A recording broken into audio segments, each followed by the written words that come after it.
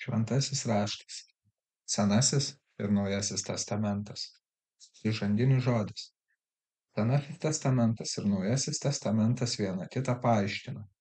Visas šventasis raštas yra tik viena knyga, o toji knyga yra Kristus. Hugas Viktorietis.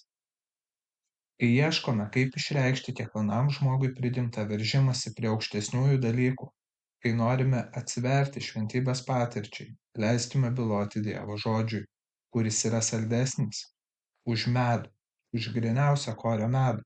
Jis žibintas mano kojoms ir šviesa mano takui, bet kartu ir kaip ugnis, kaip trupinantis uolą kūjais. Jis kaip lietus, laistantis žemę, darantis ją vaisingą ir leidžiantis želti joje augalams, bei suželdinantis ir sausas mūsų dvasinės dykumas. Jis taip pat yra gyvas, veiksmingas, aštresnis už bet kokį dviašmenį kalaviją. Jis prasiskverbia iki sielos ir dvasios atšakos, iki sąnarių ir kaulų smegenų ir teisia širdies sumanymus bei mintis.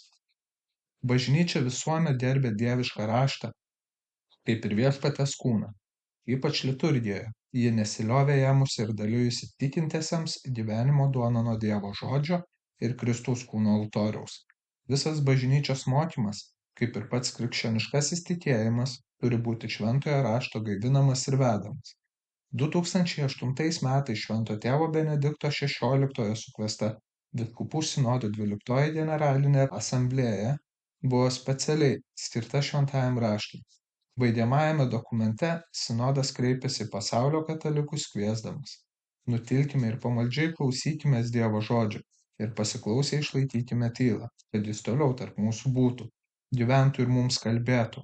Tas suskamba jis dienos pradžioje, kad Dievas tartų pirmą žodį ir leiskime jam nuaidėti mumyse vakare, kad Dievas tartų paskutinį žodį. Suteikime tikros prasmės gerosios naujienos skelbimo Lietuvoje tūkstantmečio sukakčiai, rūpestingai priimdami ir uoliai skelbdami Dievo žodį. Tegul jis mus sustiprina ir įkvepia laikyti savo tikėjimo ir regimai jį liudyti. Atitardami visuotinės bažnyčios minčiai, ragina Lietuvos vyskupai. Iš visos širdies linkiu, kad skaitydami ir mąstydami šventąjį raštą priartėtumėte prie Dievo, kad tarp Dievo ir žmogaus užsimegztų nuostabus pokalbis, kuris maldos sparnais apglėbtų dangų ir žemę. Kardinolas Audrys Juozas Bačkis, Vilniaus arkivyskupas metropolitas.